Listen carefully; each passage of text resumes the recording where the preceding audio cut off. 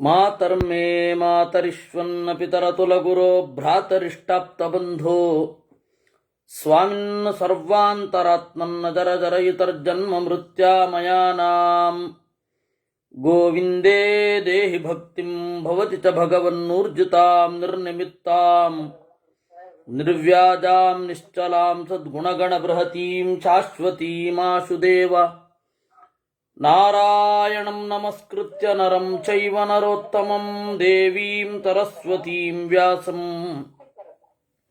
ತತೋ ಜಯಮುದೀರಯೇ ವಿಜಾನತಾಂ ಅವಿತ್ತಸ್ಯ ಮಧ್ವಸ್ಯ ಜಗತಿ ಗುರೋಃ ಪೂರ್ವಾಚಾರ್ಯಮಹಿಷ್ಠಾನಾಂ ಇಯಂ ಪ್ರಣತಿಮಾಲಿಕಾ ಪೂರ್ಣಜ್ಞಾನಾಯ ವಿದ್ಮಹೇ ಪೂರ್ಣಾನಂದಾಯ ಧೀಮಹಿ ತನ್ನೋ ವ್ಯಾಸ ಪ್ರಚೋದಯಾತ್.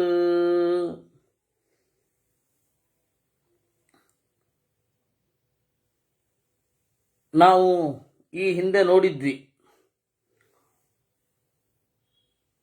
ಸೋಮವಾರ ಒಂದು ಬಾರಿ ನೋಡಿದ್ವಿ. ಇದು ನಾಸ್ತಿಕ್ಯವಾದದೊಂದಿಗೆ ಒಂದು ಸಂಘರ್ಷ. ಈ ನಾಸ್ತಿಕ್ಯವಾದದ ಜೊತೆಗೆ ಆಸ್ತಿಕವಾದವನ್ನು ಮಂಡಿಸುವ ಅಧ್ಯಾಯ ಒಂದು ಮಹಾಭಾರತದಲ್ಲಿದೆ ಅನ್ನೋದು ನಾವು ಗಮನಿಸಬೇಕಾದದ್ದು. ಯುಧಿಷ್ಠಿರ ಪ್ರಶ್ನೆ ಕೇಳ್ತಾನೆ, ಮಿಥಿಲಾ ದೇಶದ ದೊರೆ ಜನಕ, ಆ ಜನಕ ಅನ್ನೋದು ಕಾಮನ್ ನೇಮು, ಜನದೇವ ಅನ್ನೋನು ಅವತ್ತಿನ ಹೆಸರಿನವನು ಜನಕ. ಅವನು ಬಹಳ ಬಗ್ಗೆ, ಅವನ ಬಹಳ ಒಂದು ಎತ್ತರವನ್ನ ನಾವು ಕೇಳ್ತೇವೆ, ಅದರ ಬಗ್ಗೆ ಹೇಳಿ ನಮಗೆ ಅಂತ ಯುಧಿಷ್ಠಿರ ಕೇಳಿದ. ಆಗ ಭೀಷ್ಮಾಚಾರ್ಯರು ಹೇಳಿದರು, ಜನಕನ ಮನೆಯಲ್ಲಿ, ಜನಕ ಅಲಿಯಾಸ್ ಜನದೇವ, ಅವನ ಮನೆಯಲ್ಲಿ 100 ಜನ ಬೇರೆ ಬೇರೆ ಮತವನ್ನು ಕುರಿತು ಅಧಿಕೃತವಾಗಿ ಮಾತನಾಡುವ ಜನ ಇದ್ರಂತೆ. ಅದು ಏನು, ಆಯಾ ಮತದವರು. ಅವರೆಲ್ಲರ ಚರ್ಚೆಯನ್ನು ಏರ್ಪಡಿಸ್ತಾ ಇದ್ದ. ಆದರೆ 100 ತರಹದ ನಾಸ್ತಿಕರು, ಆಸ್ತಿಕರಲ್ಲಿ ಹೇಗೆ ಪ್ರಭೇದ ಇದೆಯೋ ಹಾಗೆ ನಾಸ್ತಿಕರಲ್ಲಿಯೂ 100 ತರಹದ ಪ್ರಭೇದಗಳಿದೆ. ಎಲ್ಲ ಒಂದೇ ಅಲ್ಲ, ನಾಸ್ತಿಕರೆಲ್ಲ ಒಂದೇ ಅಲ್ಲ, ಈಗ ಕಾಣುವ ನಾಸ್ತಿಕರೂ ಒಂದೇ ಅಲ್ಲ. ಆ ಬೇರೆ ಬೇರೆ ತರಹದ ನಾಸ್ತಿಕರನ್ನ, ವೇದವನ್ನ ಒಪ್ಪದವರನ್ನ, 100 ಜನರನ್ನ ತನ್ನ ಮನೆಯಲ್ಲಿ ಇಟ್ಕೊಂಡಿದ್ದಂತೆ. ನೋಡಿ, ಆಗಮಸ್ಥ ಸಭೂಯಿಷ್ಠಂ ಆತ್ಮತತ್ವೇನ ತುಷ್ಯತಿ. ಇವನು ವೇದದ ನಿಷ್ಠಾವಂತ ಅನುಯಾಯಿ ಜನಕ. ಅವನು ಇಟ್ಕೊಂಡದ್ದು ವೇದವನ್ನು ವಿರೋಧಿಸುವ 100 ಜನ ಆಚಾರ್ಯರು.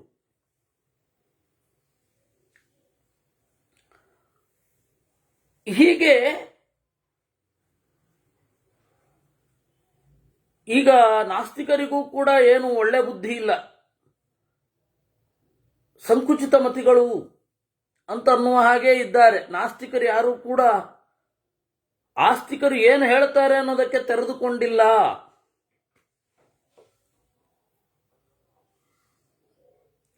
ನಾಸ್ತಿಕರನ್ನು ನಾವು ಕರೆದ್ರೆ, ನಿಮ್ಮ ಪ್ರಶ್ನೆಗಳು ಏನಿದೆ ಬನ್ನಿ ಸಮ್ಮುಖದಲ್ಲಿ ಪರಿಹಾರ ಮಾಡ್ಕೊಳ್ಳೋಲ್ಲ ಅಂತ ಒಬ್ಬ ಕೂಡ ಬರೋಲ್ಲ, ನೆನಪಿರ್ಲಿ. ಇವತ್ತಿನ ಕಾಲದಲ್ಲಿ ಎಲ್ಲರೂ ದ್ವೀಪ ಆಗೋಗಿದ್ದಾರೆ. ನಾಸ್ತಿಕರು ಒಂದು ದ್ವೀಪ, ಸಾಂಪ್ರದಾಯಿಕರು ಒಂದು ದ್ವೀಪ. ಅವ್ರು ಇವ್ರ ಪುಸ್ತಕ ಓದಲ್ಲ, ಇವ್ರು ಅವ್ರ ಪುಸ್ತಕ ಓದಲ್ಲ, ಅವ್ರು ಇವ್ರ ಹತ್ರ ಹೋಗಲ್ಲ, ಇವ್ರು ಅವ್ರ ಹತ್ರ ಹೋಗಲ್ಲ. ಅಟ್ಲೀಸ್ಟ್ ಸಮಾನವಾದ ಅಂಶ ಏನಿದೆ, ವಿಷಮವಾದ ಅಂಶ ಏನಿದೆ ಅಂತನೂ ತೀರ್ಮಾನ ಮಾಡಲಿಕ್ಕಿಲ್ಲ. ಇಂತಹ ಸಂದರ್ಭದಲ್ಲಿ ಇವೆಲ್ಲ ಸೂಡೋ ಸೆಕ್ಯುಲರ್ಸ್ಗಳು ಇರುವಂತಹ ಸಂದರ್ಭದಲ್ಲಿ ಇದು ಬಹಳ ನಮಗೆ ಆಶ್ಚರ್ಯ ಉಂಟು ಮಾಡುತ್ತೆ. ಎಲ್ಲರೂ ಸೇರ್ಕೊಂಡಿದ್ರು. ಅಲ್ಲ, ಮೊನ್ನೆ ತನಕ ವಾಕ್ಯಾರ್ಥ ಸಭೆಗಳು ನಡೀತಾ ಇದ್ವು ಬೇರೆ ಬೇರೆ ಮತದವರಲ್ಲಿ. ನಾನು ಹೇಳ್ತಾ ಇರೋದು ಆಮೇಲೆ ಅದು ಸುಮ್ಮನೆ ಆಯಿತು. ಸುಮ್ಮನೆ ಅವರೇನು ಒಪ್ತಾ ಇರಲಿಲ್ಲ ನಮ್ಮ ಮತವನ್ನು. ಸುಮ್ಮನೆ ಒಂದು ವಾಕ್ಯಾರ್ಥ, ಯಾವುದೋ ಒಂದು ವಿಚಾರದ ಬಗ್ಗೆ ವಾಕ್ಯಾರ್ಥ ಮಾಡಿ ಹೋಗೋದು. ಅದು ಇತ್ತೀಚೆಗೆ ನಿಂತಿದೆ ಕೆಲವರ ಹಾವಳಿಯಿಂದ. ಅಷ್ಟಾದರೂ ನಡೀತಾ ಇತ್ತು. ಅದೇನು ಮಾಧ್ಯಮಗಳೇ ಮಾಡ್ತಾ ಇದ್ದದ್ದು, ಬೇರೆ ಮತದ ವಿದ್ವಾಂಸರನ್ನು ಕರೆಯಿಸಿ ಮಾತನಾಡೋದು. ಈಗ ತೆನಾಲಿ ಅಂತ ಹೇಳಿ ಒಂದು ಜಾಗ ಉಂಟು, ಅಲ್ಲಿ ಪರೀಕ್ಷೆ ನಡೆಯುತ್ತೆ. ಆದರೆ ಅದು ಯಾವುದೂ ಕೂಡ ನಮ್ಮ ಇದಲ್ಲ, ಬೇರೆ ವ್ಯಾಕರಣ, ಅಲಂಕಾರ, ತರ್ಕಶಾಸ್ತ್ರ, ಅವುಗಳಲ್ಲಿ ಮೀಮಾಂಸಾ, ಆ ತಟಸ್ಥ ಶಾಸ್ತ್ರಗಳಲ್ಲಿ ಪರೀಕ್ಷೆಗಳು ನಡೆಯುತ್ತೆ. ವಾದವೂ ಅಲ್ಲ, ಪರೀಕ್ಷೆಗಳು ನಡೆಯುತ್ತೆ. ಅದರಿಂದಾಗಿ ನೋಡಿ, ಅವತ್ತು ನಾವು ಗಮನಿಸ್ಕೊಳ್ಬೇಕಾದದ್ದು, ಜನದೇವನ ಮನೆಯಲ್ಲಿ ವೇದ ವಿರೋಧಿಗಳಾದ 100 ಜನರಿಗೆ ಆಶ್ರಯ ಇತ್ತು.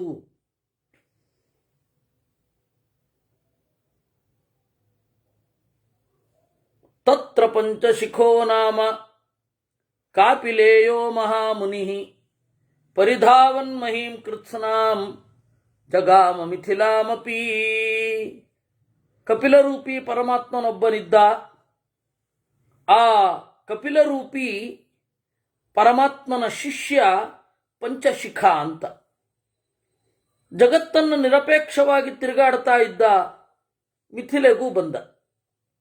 ಸರ್ವತನ್ಯಾತ ಧರ್ಮಾಣಾಂ ತತ್ವಜ್ಞಾನ ವಿನಿಶ್ಚಯೇ ಸಪರ್ಯವಸಿತಾರ್ಥಶ್ಚ ನಿರ್ದ್ವಂದ್ವೋ ನಷ್ಟ ಸಂಶಯಃ.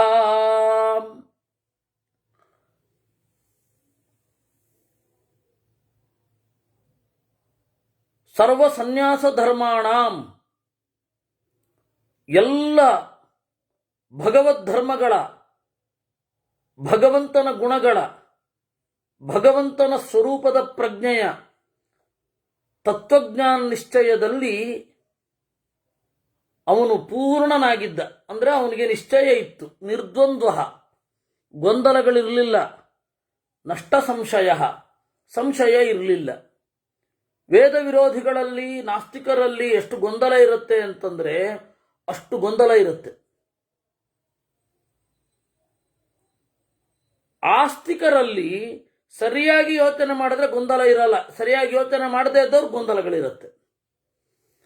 ಋಷೀಣಾಂ ಆಹುರಾಚಾರ್ಯಂ ಕಾಮಾದವಸಿತಂ ಋಷು ಶಾಶ್ವತಂ ಸುಖಮತ್ಯಂತಂ ಅನ್ವಿಚ್ಛಂತಂ ಸುದುರ್ಲಭಂ.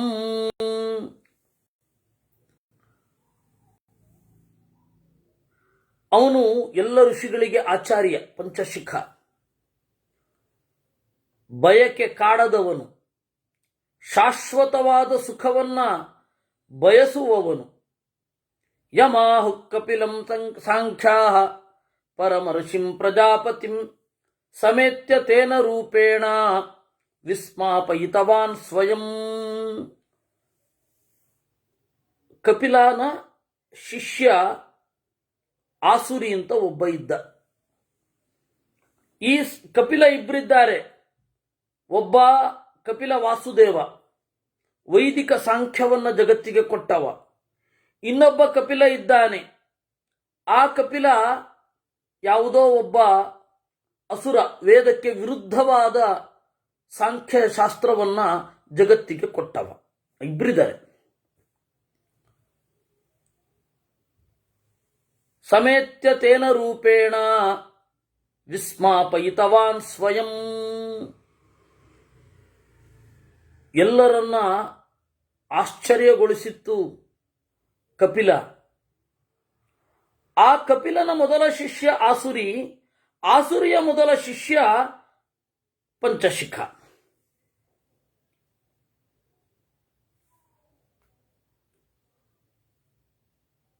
ಆಸುರೇ ಪ್ರಥಮಂ ಶಿಷ್ಯಂ ಯಮಾಹುಶ್ಚಿರಜೀವಿನಂ.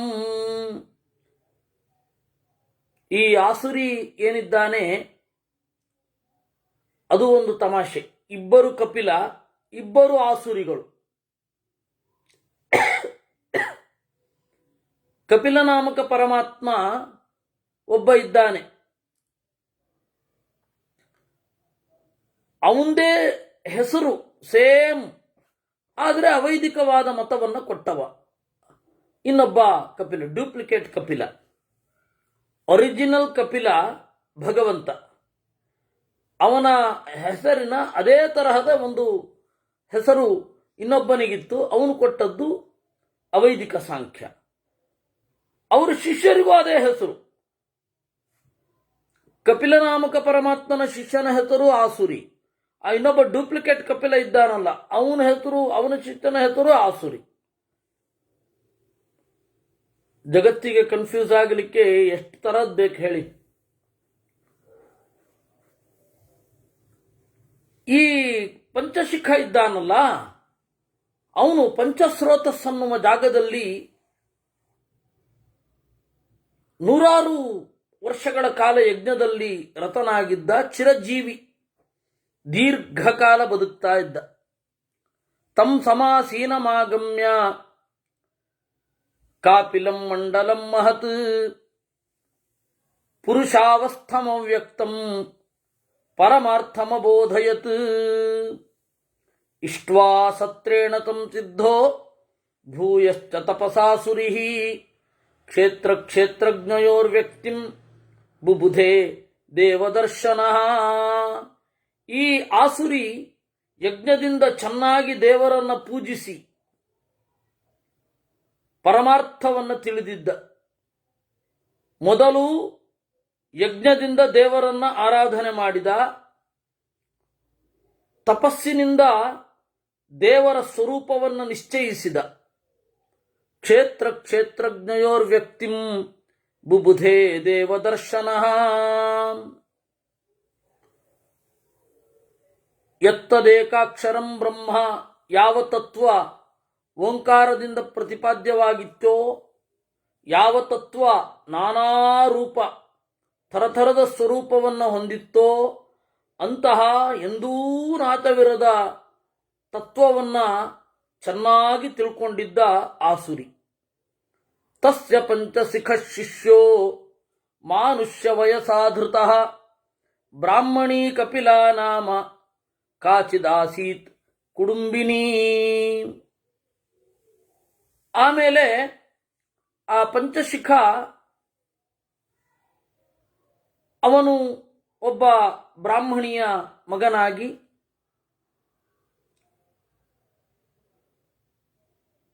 ಅವಳ ಹೆಸರು ಕಪಿಲ ಅಂತ, ಅದರಿಂದಾಗಿ ಇವನು ಕಾಪಿಲೇಯ. ಆಮೇಲೆ ಇವನು ಅನುಸರಿಸಿದ ಶಾಸ್ತ್ರವೂ ಕೂಡ ಕಪಿಲ ಶಾಸ್ತ್ರ. ಹೀಗಾಗಿ ಎರಡೂ ರೀತಿಯಿಂದ ಕಾಪಿಲೇಯ. ಸಾಮಾನ್ಯಂ ಜನಕಂ ಜ್ಞಾತ್ವಾ ಧರ್ಮಜ್ಞಾನಮನುತ್ತಮಂ ಉಪೇತ್ಯ ಶತಮಾಚಾರ್ಯಂ ಮೋಹಯಾಮಾಸ ಹೇತುಭಿಃ. ಇಂತಹ ಪಂಚಶಿಖ ಜನಕನ ಆಸ್ಥಾನಕ್ಕೆ ಬಂದ. ಆ 100 ಜನ ನಾಸ್ತಿಕರನ್ನ, ವೇದ ವಿರೋಧಿಗಳನ್ನ ತಬ್ಬಿಬ್ಬುಗೊಳಿಸಿದ. ಜನಕಸ್ತ್ವಭಿತಂ ರಕ್ತಃ ಕಾಪಿಲೇಯಸ್ಯ ದರ್ಶನಾತ್ ಉತ್ಸೃಜ್ಯ ಶತಮಾಚಾರ್ಯಾನ್ ಪೃಷ್ಠತೋನು ಜಗಾಮತಂ. ಜನಕನಿಗೆ ಬಹಳ ಖುಷಿಯಾಯಿತು. ಈ ಪಂಚಶಿಖನ ದರ್ಶನದಿಂದ ಬಹಳ ಸಂತೋಷವನ್ನು ಹೊಂದಿದ. ಆ 100 ಜನ ವೇದ ವಿರೋಧಿಗಳು ಯಾರಿದ್ರು, ಪಾಷಂಡವಾದಿಗಳು, ಅವರನ್ನ ಇನ್ನು ನಿಮ್ಮ ಅಗತ್ಯ ಮುಗೀತು, ನನಗೆ ತೀರ್ಮಾನ ಆಯಿತು, ನಡೀರಿ ಅಂತ ಅನ್ಬಿಟ್ನಂತೆ. ತಸ್ಮೈ ಪರಮಕಲ್ಯಾಯ ಪ್ರಣತಾಯ ಚ ಧರ್ಮತಃ ಅಬ್ರವೀತ್ ಪರಮಂ ಮೋಕ್ಷಂ ಯತಃ ಸಾಂಖ್ಯಂ ವಿಧೀಯತೆ. ಅಂತಹ ಧರ್ಮದಿಂದ ಪದೇ ಪದೇ ನಮಸ್ಕಾರ ಮಾಡುವ ಆ ಜನದೇವನಿಗೆ ಮೋಕ್ಷವನ್ನು ಕುರಿತಾದ ನಡೆಯನ್ನ ಹೇಳುವ ಸಾಂಖ್ಯವನ್ನು ಉಪದೇಶ ಮಾಡಿದ. ಜಾತಿ ನಿರ್ವೇದಮಿತ್ ಉಕ್ತ್ವಾಹಿ ಕರ್ಮ ನಿರ್ವೇದಮಬ್ರವೀತ್ ಕರ್ಮ ನಿರ್ವೇದ ಮುಕ್ತ್ವಾಹಿ ಸರ್ವ ನಿರ್ವೇದಮಬ್ರವೀತ್. ಮೊದಲು ಜಾತಿ ನಿರ್ವೇದವನ್ನು ನುಡಿದ. ಜಾತಿ ಅಂದ್ರೆ ಹುಟ್ಟು, ನಿರ್ವೇದ ಅಂದರೆ ಲಾಭ. ಎರಡರ್ಥ ಇದೆ ನಿರ್ವೇದ ಅನ್ನೋದಕ್ಕೆ. ಲಾಭ ಅಂತ ಒಂದು ಅರ್ಥ ಇದೆ, ಇನ್ನೊಂದು ವೈರಾಗ್ಯ ಅಂತ ಅರ್ಥ ಇದೆ.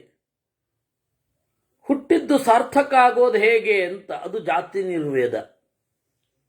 ಮಾಡಿದ ಕರ್ಮ ಸಾರ್ಥಕ ಆಗೋದು ಹೇಗೆ ಅನ್ನೋದು ಕರ್ಮ ನಿರ್ವೇದ.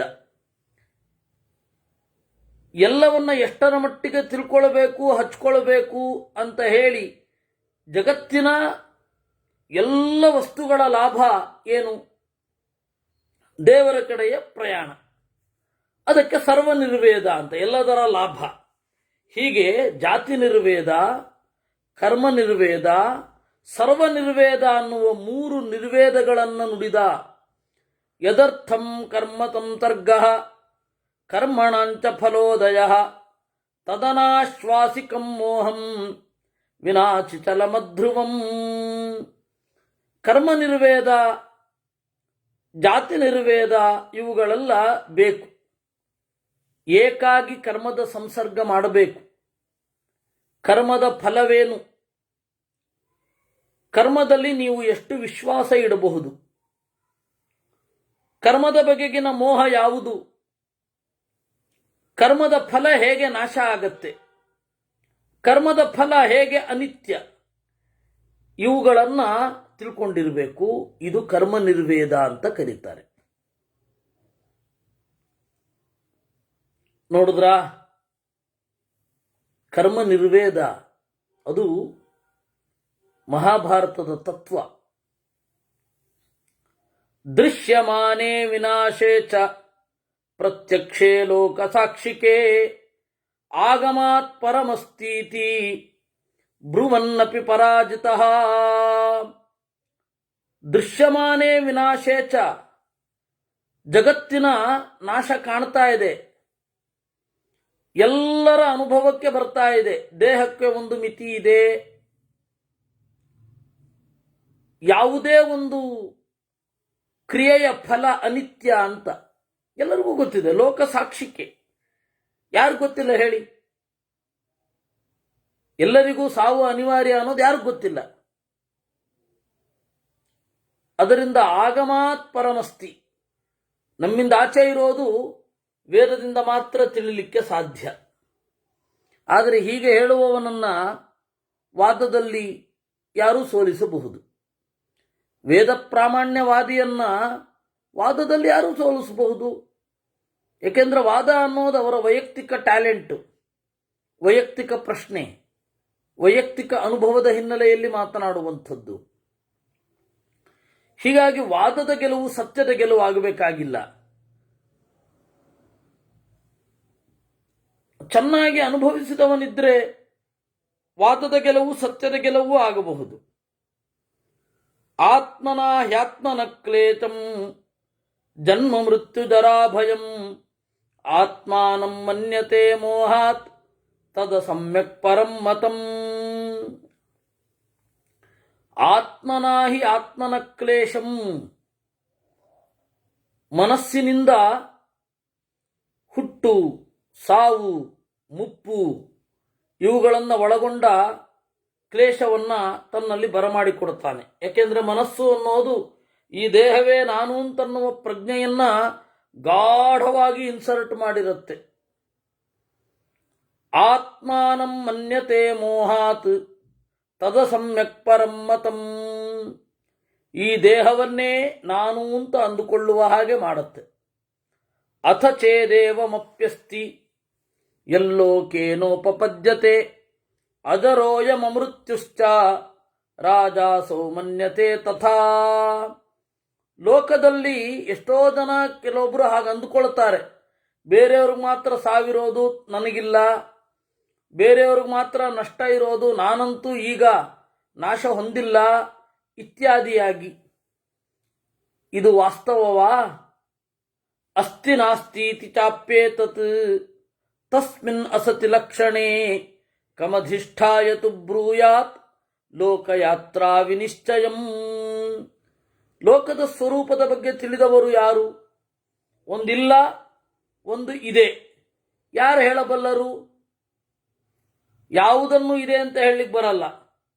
ಯಾವುದನ್ನು ಇಲ್ಲ ಅಂತ ಹೇಳಲಿಕ್ಕೆ ಬರಲ್ಲ, ಒಳಿತು ಇಲ್ಲ ಅಂತ ಹೇಳಲಿಕ್ಕೆ ಬರಲ್ಲ, ಕೆಡುಕು ಇಲ್ಲ ಅಂತ ಹೇಳಲಿಕ್ಕೆ ಬರಲ್ಲ, ಎಲ್ಲ ಕಡೆ ಕೆಡುಕೇ ಇದೆ ಅಂತಲೂ ಹೇಳಲಿಕ್ಕೆ ಬರಲ್ಲ, ಎಲ್ಲ ಕಡೆ ಒಳಿತೇ ಇದೆ ಅಂತಲೂ ಹೇಳಲಿಕ್ಕೆ ಬರಲ್ಲ. ಅದರಿಂದ ನಾವು ಅವಸರ ಮಾಡಿ ಏನನ್ನೇ ಒಂದನ್ನೇ ಸ್ಟೇಟ್ಮೆಂಟ್ ಕೊಟ್ಬಿಡೋದು.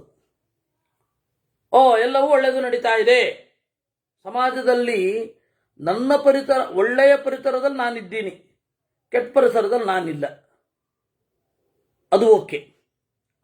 ಆದರೆ ನಮ್ಮ ಸುತ್ತ ಇರೋದು ಮಾತ್ರ ಸಮಾಜ ಅಂತ ಹೇಳಿ ಅಂದುಕೊಳ್ಳುವವರು ಇದ್ದಾರೆ.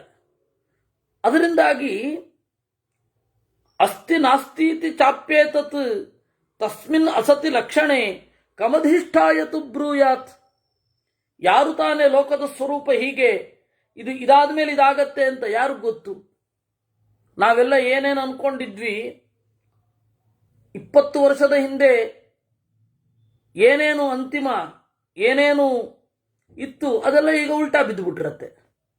40 ವರ್ಷದ ಹಿಂದೆ ಏನೇನಿತ್ತೋ ಅದೆಲ್ಲ ಈಗ ಉಲ್ಟಾ ಬಿದ್ದಿರುತ್ತೆ.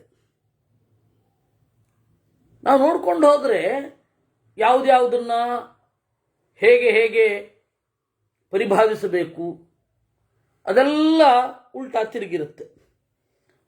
ಯತ್ರ ತತ್ರಾನುಮಾನಂ ವಾ ಪ್ರತ್ಯಕ್ಷಂ ಹಿ ತಯೋರ್ಮೂಲಂ ಕೃತಾಂತಶ್ಚ ತಯೋರಪಿ ಪ್ರತ್ಯಕ್ಷೇಣಾಗಮೋ ಭಿನ್ನಃ ಕೃತಾಂತೋ ವಾ ನ ಕಶ್ಚನ.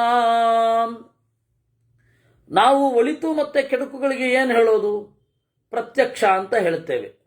ಪ್ರತ್ಯಕ್ಷಂ ಹಿ ತಯೋರ್ಮೂಲಂ, ಇದು ಒಳ್ಳೆಯದು ಇದು ಕೆಟ್ಟದು ಅಂತ ಹೇಳಿ ಪ್ರತ್ಯಕ್ಷವನ್ನು ಅವಲಂಬಿಸಿಕೊಂಡು ಹೇಳುತ್ತೇವೆ. ತಯೋರಪಿ ಕೃತಾಂತಹ, ಆ ಒಳಿತು ಕೆಡಕನ್ನ ಅಂತಿಮವಾಗಿ ತೀರ್ಮಾನ ಮಾಡೋದು ವಿಧಿ, ಆ ವಿಧಿಯನ್ನು ತಿಳಿಸೋದು ವೇದ. ಅದರಿಂದಾಗಿ ಪ್ರತ್ಯಕ್ಷೇಣ ಆಗಮೋ ಭಿನ್ನ, ಪ್ರತ್ಯಕ್ಷದಿಂದ ವೇದ ಅನ್ನೋದು ಭಿನ್ನ. ಕೃತಾಂತೋ ವಾ ನ ಕಶ್ಚನ, ಆ ವೇದ ಕೃತಾಂತವನ್ನ ಹೇಳುತ್ತೆ, ಆದರೆ ಗ್ರಹಿಸುವವನು ಕಷ್ಟ. ಏಕೆಂದರೆ ಮಹಾಭಾರತ ಆಗಲಿ, ವಿಶೇಷತಃ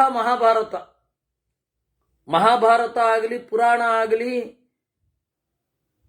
ಮುಂದಿನ ನೋಟ, ಜಗತ್ತಿನ ಬದಲಾವಣೆ, ದೀರ್ಘಕಾಲದ ಬದಲಾವಣೆ, ಜಗತ್ತು ಕಾಲ ಅನ್ನೋದು ಹೇಗೆ ಚಕ್ರ, ಜಗತ್ತು ಅನ್ನೋದು ಹೇಗೆ ಚಕ್ರ, ಅದೆಲ್ಲ ಹೇಳಿದೆ. ಅದನ್ನು ಗ್ರಹಿಸೋರು ಯಾರು? ಆ ಕಾವ್ಯದ ಅಥವಾ ಆ ಇತಿಹಾಸದ ಮೂರೂ ಕಾಲಕ್ಕೂ ಸಲ್ಲುವ ಧ್ವನಿಯನ್ನು ಗ್ರಹಿಸಿದವರು ಯಾರು?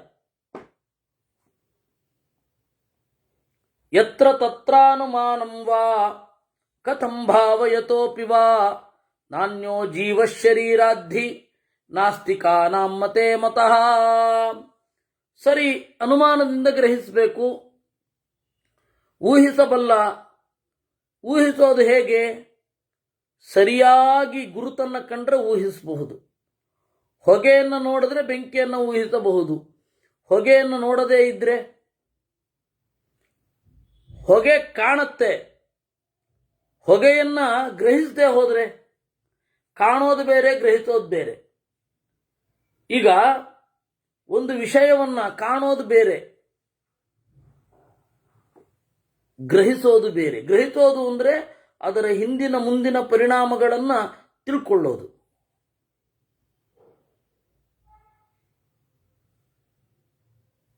ನಾವು ಕಾಣುತ್ತೇವೆ, ಕೆಲವೊಮ್ಮೆ ಗ್ರಹಿಸಲ್ಲ. ಅದೇನೋ ವಿಚಿತ್ರವಾದ ಮೋಹ. ನನಗೆ ಕಾಣ್ತಾ ಇದ್ದದ್ದನ್ನ ಗ್ರಹಿಸಲಿಕ್ಕೆ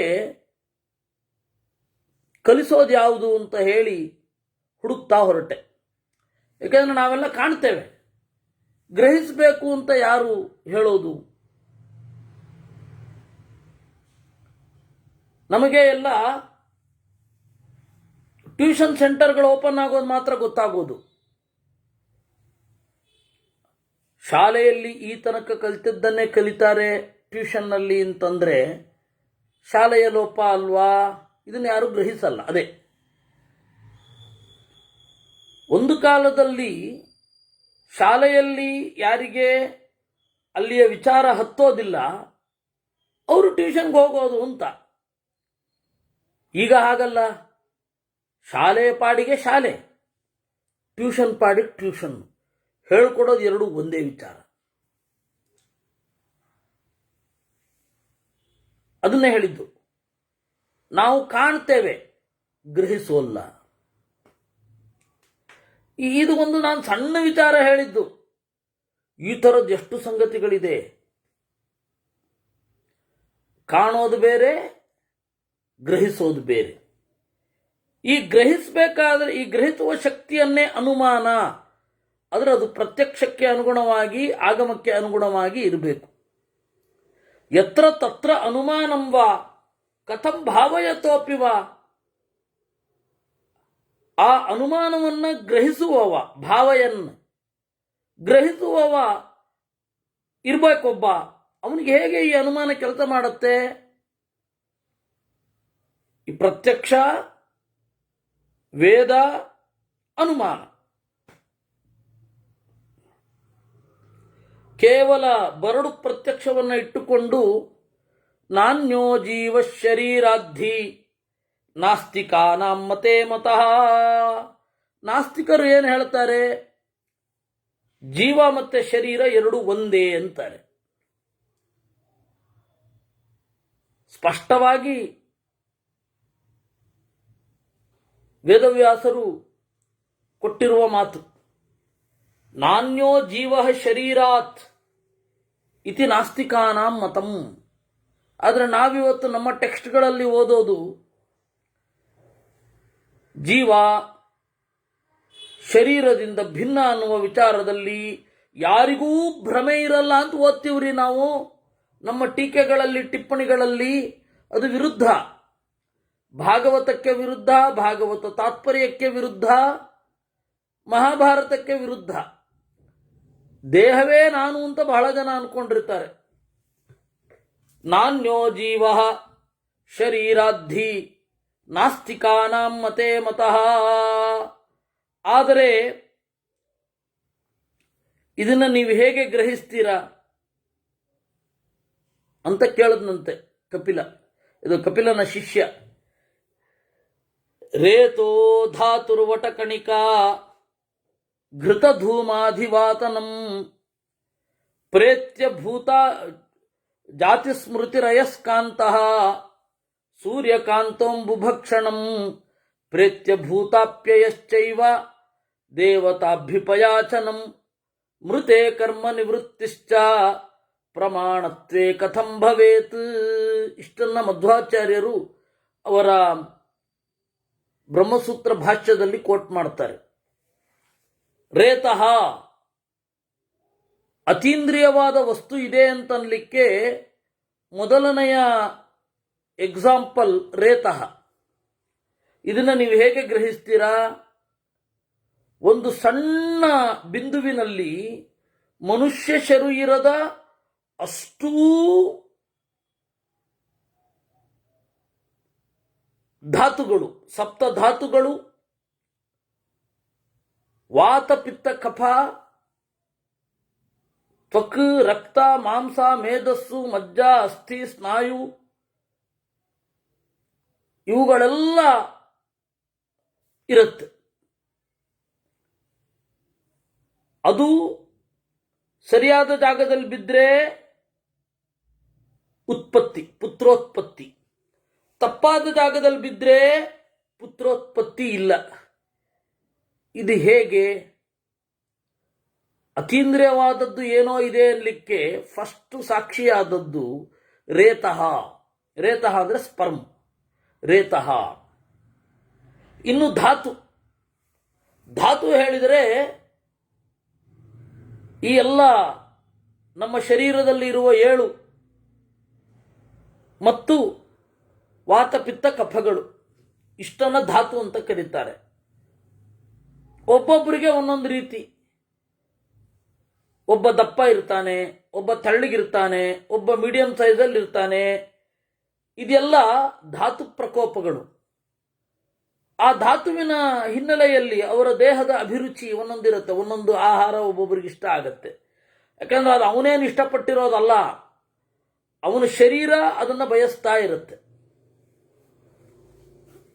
ಅದರಿಂದಾಗಿ ಧಾತುವಿನ ವೈಚಿತ್ರ್ಯವನ್ನು ನೋಡಿ. ಇನ್ನು ವಟಕಣಿಕ ಅಂತಂದ್ರೆ ವಟವೃಕ್ಷದ ಬೀಜ. ಅದನ್ನ ಕಾಗೆ ತಿನ್ನುತ್ತೆ. ಆ ಕಾಗೆಗೆ ಜೀರ್ಣ ಆಗೋಲ್ಲ. ಆ ಕಾಗೆಯ ಶರೀರದಿಂದ ಹಾಗೇ ಹೊರಗಡೆ ಬಂದು ಇದು ನೆಲ ಇದ್ದಲ್ಲಿ ಬಿದ್ದರೆ, ಮಣ್ಣಿದ್ದಲ್ಲಿ ಬಿದ್ದು ಅದು ದೊಡ್ಡ ಮರವಾಗಿ ಬೆಳೆಯುತ್ತೆ. ವಟವೃಕ್ಷ, ಆಲದ ಮರ. ಸರಿ, ತಪ್ಪಾದ ಜಾಗದಲ್ಲಿ ಬಿದ್ದರೆ ಬೆಳೆಯೋಲ್ಲ. ಅದನ್ನು ತೆಗೆದು, ಕಣಿಕ ಅಂದ್ರೆ ಬೀಜ, ಅದನ್ನು ತೆಗೆದು ಹುರಿದ್ರೆ ಬೆಳೆಯಲ್ಲ. ಸರಿ, ಆ ಬೀಜ ಬಂತು ಅಂತಾನೆ ಇಟ್ಕೊಳ್ಳೋಣ. ಈ ದೊಡ್ಡ ಮರದಲ್ಲಿ ಏನೆಲ್ಲ ಇತ್ತೋ ಅದೆಲ್ಲ ಚಿಕ್ಕ ರೂಪದಲ್ಲಿ ಮೊದಲೇ ಇರುತ್ತೆ. ಆಮೇಲೆ ಯಾರು ತಂದು ಜೋಡಿಸಲ್ವಲ್ಲ ಅಲ್ಲಿ. ಈಗ ಬೀಜ ರೂಪದಲ್ಲಿರುವ ಮಗು, ಅದಕ್ಕೆ ಕೈ ಇಲ್ಲ ಅಂದ್ರೆ ಆಮೇಲೆ ತಂದು ಜೋಡಿಸ್ಲಿಕ್ಕಾಗಲ್ಲ. ಜೋಡಿಸಿದ್ರು ಅದು ಪೂರ್ಣ ಅಲ್ಲ. ಬ್ಲೇಡ್ ರನ್ನರ್ಗಳೆಲ್ಲ ಇರಬಹುದು ವಿದೇಶದಲ್ಲಿ, ಆದರೆ ಪೂರ್ಣ ಆಗಲ್ಲ ಅದು. ಅದರಿಂದಾಗಿ ರೇತೋ ಧಾತು ವಟಕಣಿಕ. ಇನ್ನು ತುಪ್ಪ ಒಬ್ಬೊಬ್ರಿಗೂ ಒಂದೊಂಥರ ಪರಿಣಾಮ ಬೀರುತ್ತೆ.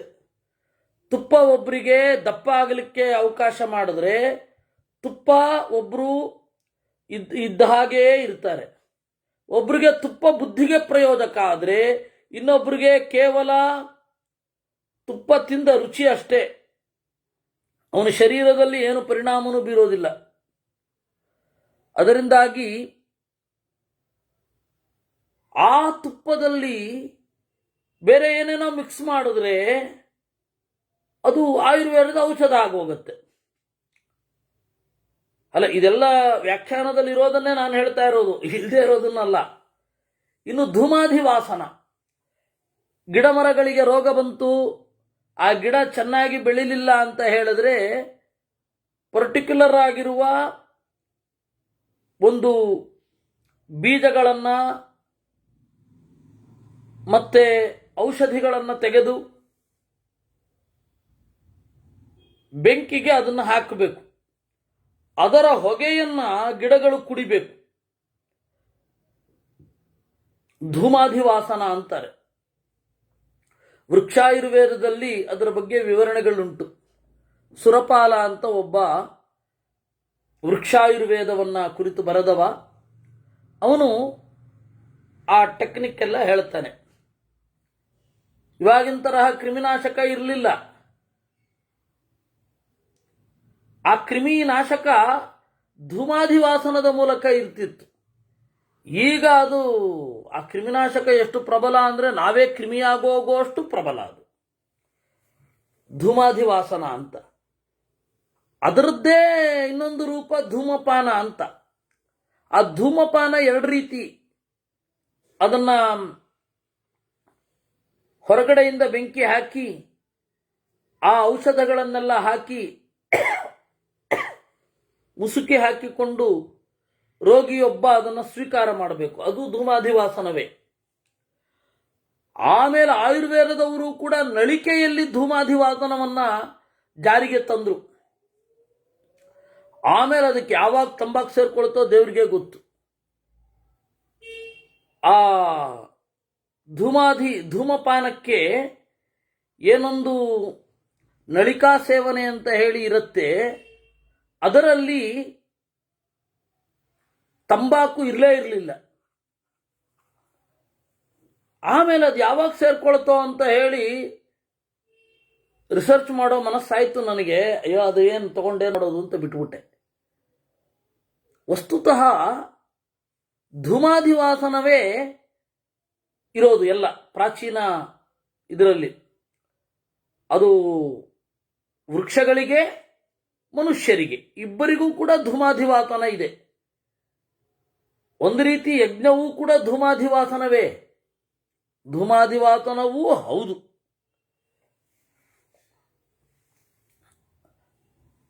ಧೂಮಾಧಿವಾಸನಂ ಇದು ಕೆಲವೊಬ್ಬರಿಗೆ ಎಫೆಕ್ಟ್ ಆಗತ್ತೆ, ಕೆಲವೊಬ್ಬರಿಗೆ ಎಫೆಕ್ಟ್ ಆಗಲ್ಲ. ಅದರ ದ್ರವ್ಯದ ಮಿಕ್ಸಿಂಗ್ ಮೇಲೆ ಡಿಪೆಂಡ್ ಆಗತ್ತೆ, ಯಾರಿಗೆ ಎಫೆಕ್ಟ್ ಆಗತ್ತೆ ಯಾರಿಗೆ ಎಫೆಕ್ಟ್ ಆಗಲ್ಲ ಅಂತ. ಜಾತಿ ಸ್ಮೃತಿ, ಹಿಂದಣ ಜನ್ಮದ ನೆನಪು ಕೆಲವ್ರಿಗಿರತ್ತೆ ಕೆಲವ್ರಿಗಿರಲ್ಲ. ಅದು ಬಹಳ ವಿಚಿತ್ರ. ಕೆಲವರಿಗೆ ಕೆಲವು ಸಮಯ ಇರುತ್ತೆ, ಆಮೇಲೆ ಇರಲ್ಲ. ಅವನು ಹಿಂದಿನದ್ದೆಲ್ಲ ಕರೆಕ್ಟಾಗಿ ಹೇಳ್ತಾನೆ, ನಾನು ಇದು ಮಾಡಿದೆ ಅಂತ. ಯಾರಿಗೂ ಗೊತ್ತಿರದ ಗುಟ್ಟಿನ ವಿಚಾರಗಳನ್ನೆಲ್ಲ ಹೇಳ್ತಾನೆ. ಜಾತಿ ಸ್ಮೃತಿ. ಆದರೆ ಬೇರೆಯವರು ನಂಬಲ್ಲ.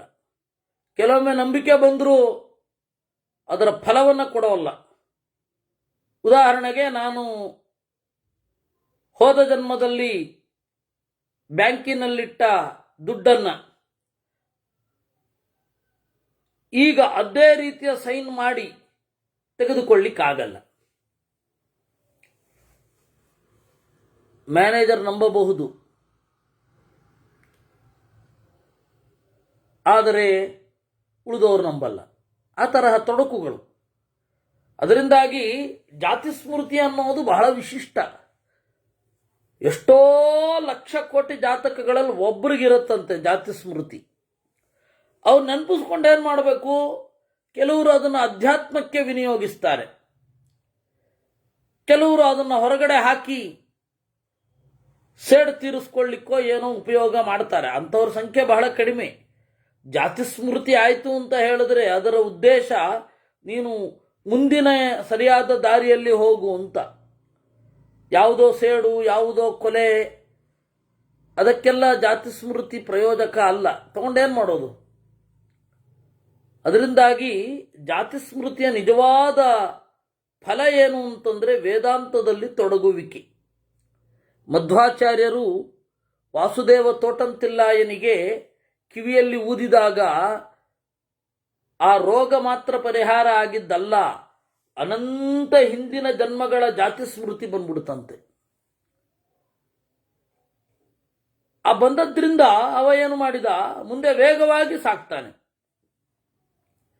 ಅದರಿಂದ ದೀರ್ಘಕಾಲ ಬದುಕಬೇಕು ಅಂತ ಯಾರಿಗೆ ಅನ್ಸತ್ತೆ ಅವರು ಜಾತಿ ಸ್ಮೃತಿಯನ್ನು ಆವಾಹನೆ ಮಾಡಿಕೊಂಡ್ರಾಯ್ತು. ಜಾತಿ ಸ್ಮೃತಿ ಬರಲಿ ನನಗೆ ಅಂತ. ಗೀತೆಯಲ್ಲಿ 6ನೇ ಅಧ್ಯಾಯದಲ್ಲಿ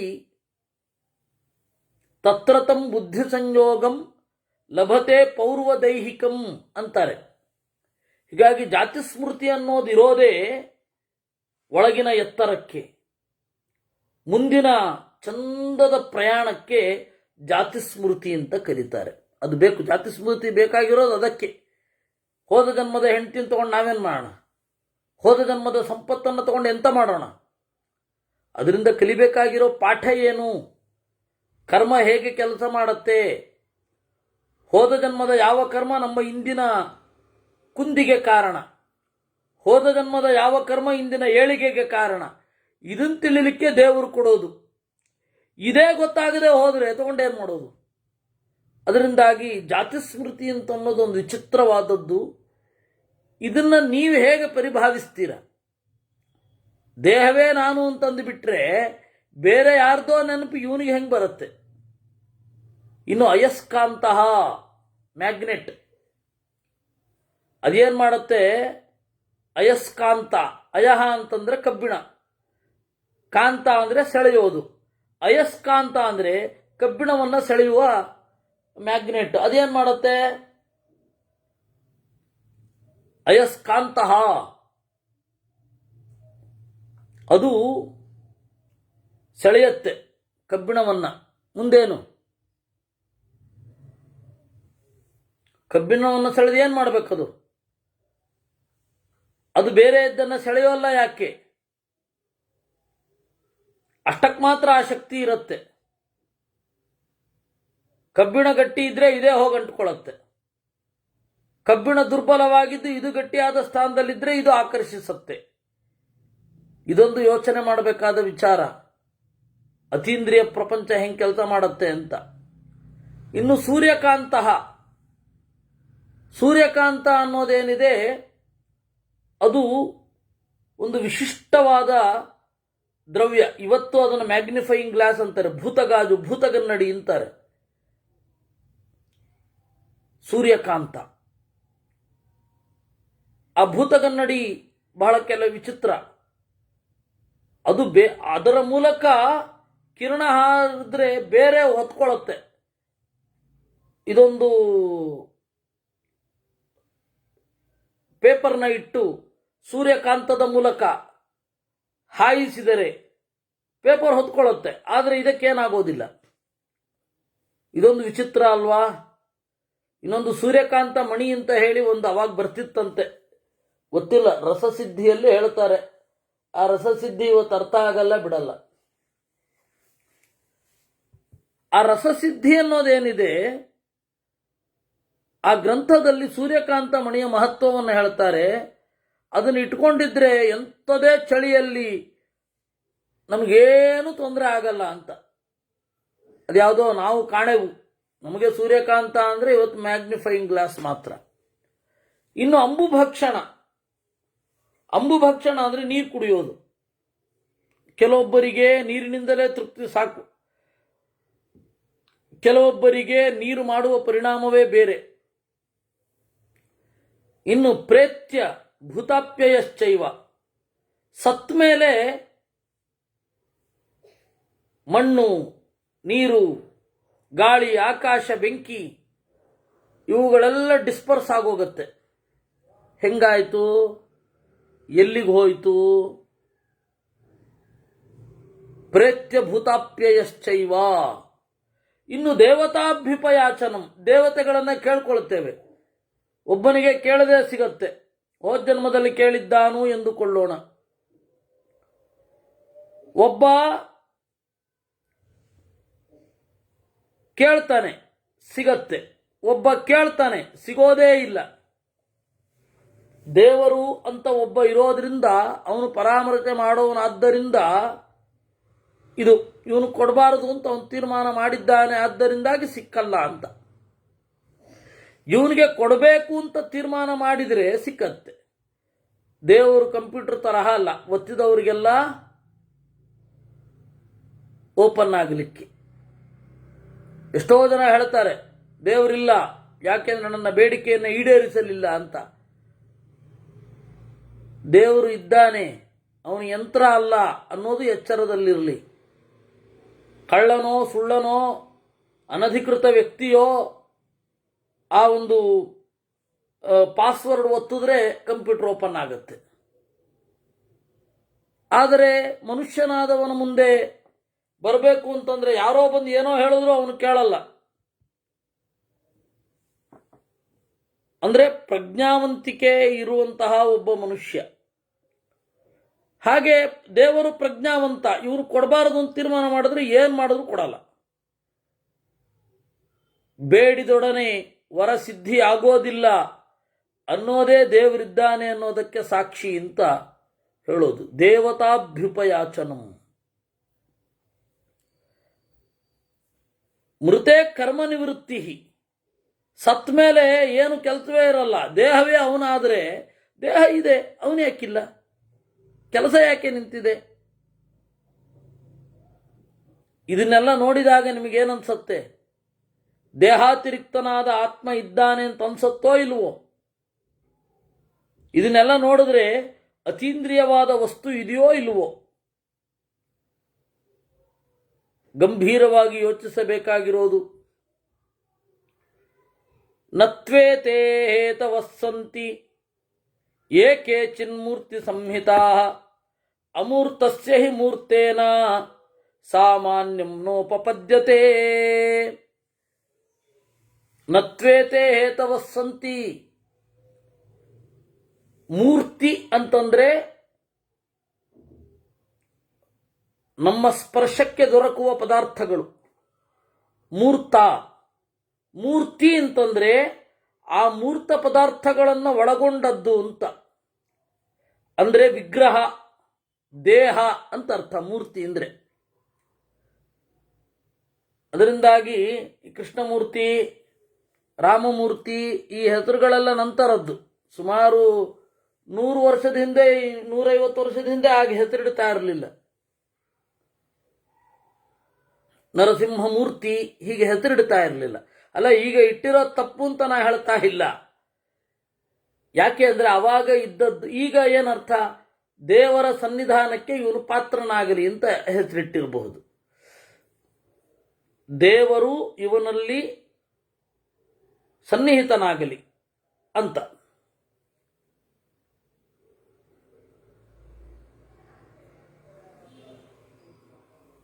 ನಮ್ಮ ದಿಲೀಪ್ ರತ್ನಾಕರ್ ಅವರ ಪ್ರಶ್ನೆ, ಇಲ್ಲಿ ಕೊಟ್ಟ ಕೆಲವು ಉದಾಹರಣೆಗಳು ಇಂದಿನ ಸೈನ್ಸ್ನಲ್ಲಿ ಉತ್ತರ ಸಿಗತ್ತೆ ಅಲ್ವಾ ಅಂತ.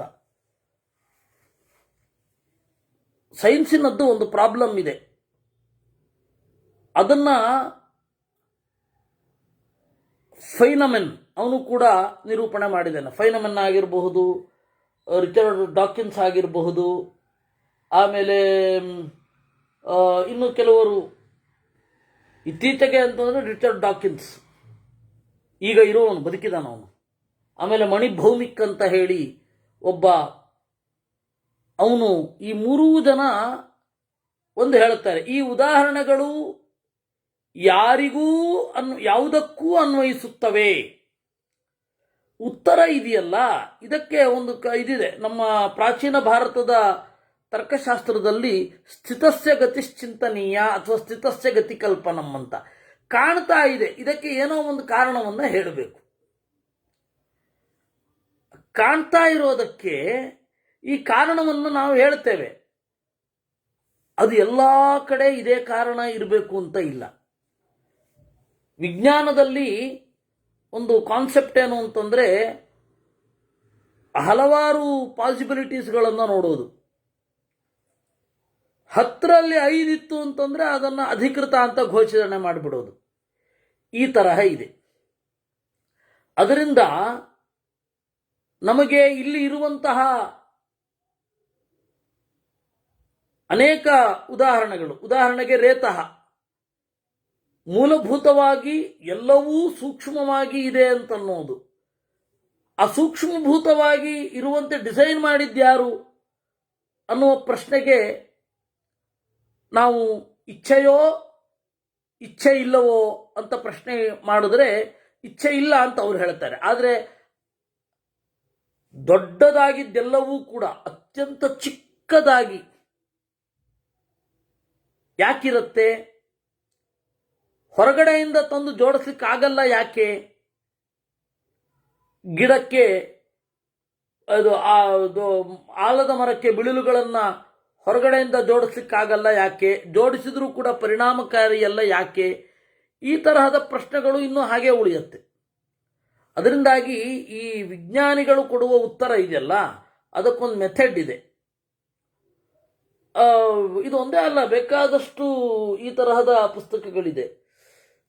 ಮತ್ತು ಇನ್ನೊಂದು ಕಾಸ್ಮಾಸ್ನಲ್ಲಿ ಈ ತರಹದ ಅನೇಕ ಪುಸ್ತಕಗಳಲ್ಲಿ ಇದನ್ನು ವಿಚಾರ ಮಾಡ್ತಾ ಹೋದಾಗ ವಿಜ್ಞಾನದ ಉದ್ದೇಶ ಏನು ಅಂದರೆ ಅದನ್ನು ಸೌಲಭ್ಯಕ್ಕೆ ಬಳಸ್ಕೊಳ್ಳೋದಷ್ಟೇ.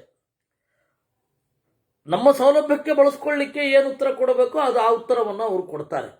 ಆದರೆ ಅದು ಅಂತಿಮವಾಗಿ ಅಧಿಕೃತವಾ ಅಥವಾ ಮುಂದೆ ಡಿಸ್ಪ್ರೂವ್ ಆಗತ್ತಾ ಮತ್ಯಥಾ ಪ್ರಕಾರ ಸಂಶಯವೇ. ಇಷ್ಟನ್ನು ನಾವು ಇಲ್ಲಿ ಹೇಳಿ ಇಲ್ಲಿ ಮುಂದೆ ಹೋಗೋಣ. ನತ್ವೇತೆ ಹೇತವಸ್ಸಂತಿ ಏಕೇಚಿನ್ ಮೂರ್ತಿ ಸಂಹಿತಾ. ಮೂರ್ತಿ ಹೊರಗಡೆ ಕಾಣುವ ಸ್ಥೂಲವಾದ ಸಂಗತಿಗಳಿಂದ ಕೂಡಿದ ಯಾವ ಹೇತುಗಳು ನಮ್ಮನ್ನ ದೀರ್ಘಕಾಲ ಇರುವಂತೆ ಮಾಡಲ್ಲ. ಉದಾಹರಣೆಗೆ ಮೂರ್ತ ಅಂದರೆ ಕಾಣೋದು. ಕಾಣುವ ವಸ್ತುವಿನ ಹಿಂದೆ ಕಾಣದ ಕೈವಾಡವನ್ನು ನಾವು ಹೇಳ್ತೇವೆ. ಅದಕ್ಕೆ ಇಚ್ಛೆ ಇಲ್ಲ, ಅದು ಜಡ ಅಂತ ಹೇಳಿ ಕೆಲವರು, ಇಲ್ಲ ಅದು ಚೇತನ ಅಂತ ಹೇಳಿ ಕೆಲವರು. ಇದು ಎರಡೂ ಕೂಡ ಹೇತುಗಳು ನಸಂತಿ. ದೀರ್ಘಕಾಲ ಉಳಿಯುವುದಿಲ್ಲ, ಅದು ಇಲ್ಲ. ಯಾಕೆ ಅಂತ ಹೇಳಿದ್ರೆ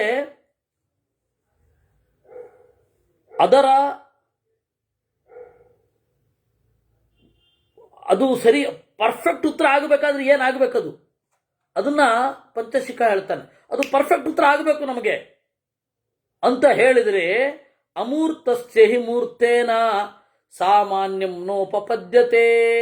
ಅಮೂರ್ತವಾದದ್ದು ಮತ್ತೆ ಮೂರ್ತವಾದದ್ದು ಸಾಮಾನ್ಯಂ ನೋಪಪದ್ಯತೆ.